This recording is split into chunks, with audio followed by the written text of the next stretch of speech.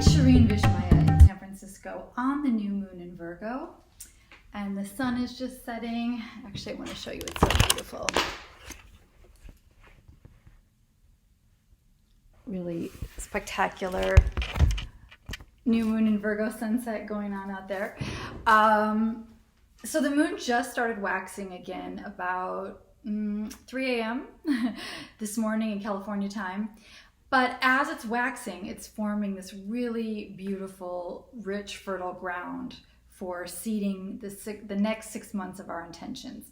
So it's a Grand Earth Trine, and it's between the moon, Saturn, and the moon in Virgo, Saturn in Capricorn.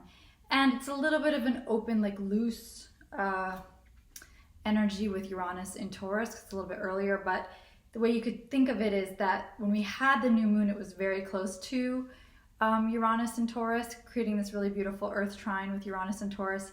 And then now it's moving into a trine with Saturn. So it's really helping us seed our intentions for the Virgo, Taurus, Capricorn areas of our horoscope and our life, and to think about what you'd really like to grow over the next 6 months. So look to the Virgo area of your chart to think about where you really want to highlight or edit or refine or put those seeds under the earth in the soil with your work, with service, anything with the body, like if there's any purification practices or any ways you want to upgrade your health. This is really the time of year to set the intention around where you could cleanse, detoxify, and also, I mean, this is a good metaphor for our work as well, because with Virgo, it's really about looking to that practice which you do on a daily basis that you want to keep refining over and over again. So think about which projects or practices or rituals or crafts, even hobbies that you're committed to that you really want to get better at, and how can you double down on your commitment to that practice on a daily basis. And it can be things as simple as the way you're taking care of yourself too, because Virgo is very day-to-day. It's as simple as like getting in your 8 glasses of water a day, you know, your supplements, your greens, all those things on your to-do list. That's also Virgo. So this is that annual time of year. We always say it's like the back to school time, and it's the time when we really start to think about, all right, where do I want to get really focused? What projects do I want to really commit myself to? What do I want to do on a daily basis over and over again? That's the thing. That's really the question right now. So, and in that, there's a refinement practice that happens naturally, because the more we're willing to keep showing up and repetitively working, refining, editing, purifying, finessing, those are all Virgo, key Virgo things.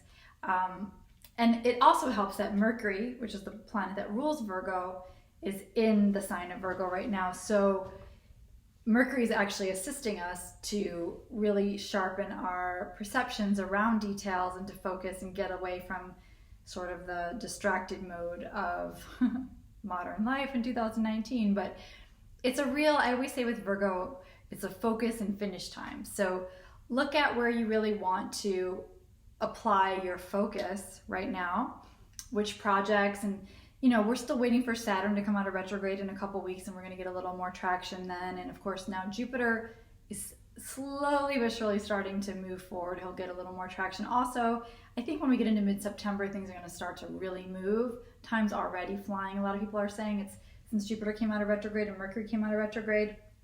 There's definitely a sense of this feeling of things moving quite quickly. So we might notice that this is a time when we want to slow things down intentionally and perhaps get more intentional about where we want to apply ourselves, our daily schedule, our focus. This is the time to really pull out your planners and, you know, sit down. Virgo likes making all of those lists and plans and projections and, you know, analysis, breaking things down. and just getting into the nitty gritty, just really like, it can be a little bit obsessive and overly analytical and even worried sometimes, because the more we pick things apart and get really into the nuts and bolts of it, our minds can start to work overtime. So it's important not to fall into the shadow side of Virgo, which can be neurosis, being overly critical, worried, fussy, picky, particular,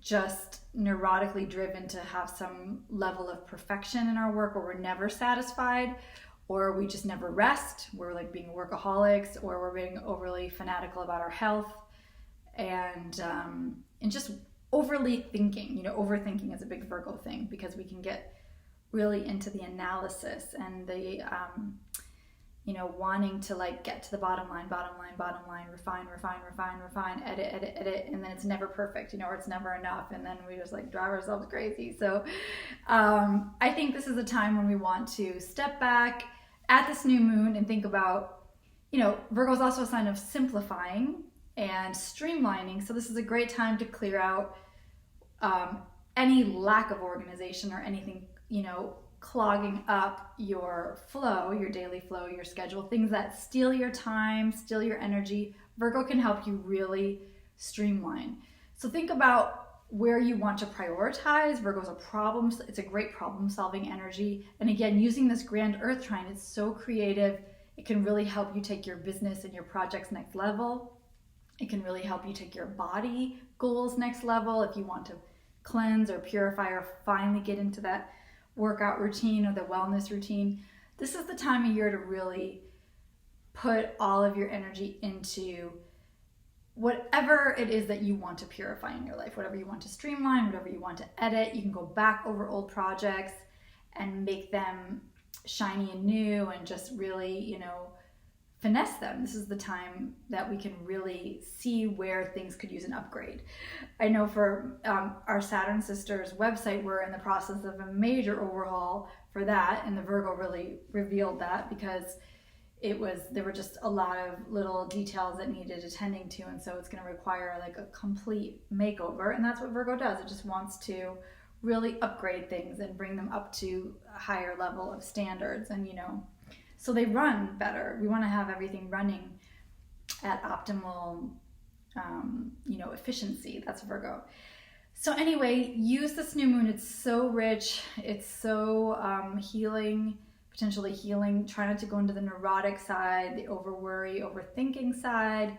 Virgo also rules small animals. My little dog, Harpo, he's resting over here. He just had dental surgery. Like, he had to get teeth removed.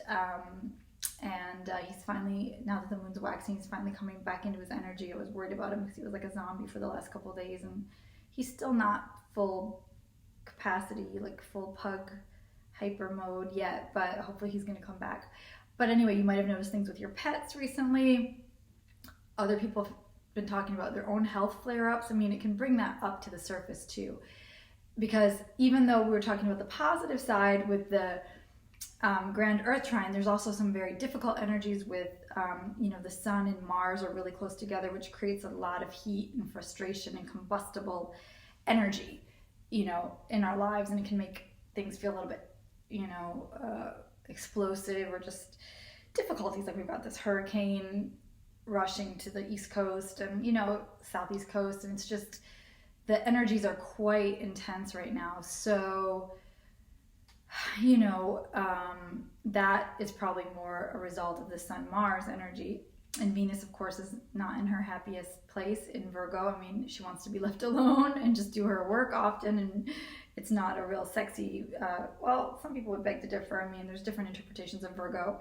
I shouldn't say that. She can certainly be sexy in Virgo, but meaning it tends to be a time when we put our Eros, with Venus and Mars and Virgo, into our work. Although it's interesting, because in Vedic astrology, I know Venus and Mars are in a pretty amorous nakshatra. I think it's called Purva Falguni. I'm not a Vedic astrologer, but I'm always fascinated with the nakshatras. And so I always kind of look at that, because I really think it's interesting to think about, there might be, it kind of tempers my normal interpretation of Mars and Venus in Virgo, and what I was taught in Western astrology as, oh, you know, Venus is debilitated in Virgo, and so she just wants to work, and she got the Cinderella complex a little bit, having to stay home and do all the dirty work while sisters get to go out to the ball. Or, you know, she's like a little bit more, she's a little more puritanical or something. But I don't think that's so true. And then there's the whole like virgin whore complex with Virgo, and the virgin archetype, she who is onto herself. So there's a lot of different interpretations, and I think that what I'm noticing with this stellium right now in Virgo, Sun, Mercury, Mars, and Venus, that people are really ramped up on their projects. Like there's a lot of like, let's get this out, let's get this up and running, let's make this better, let's problem solve, and it's like a little bit of intense frenzy of work energy right now. So that's what I'm noticing personally.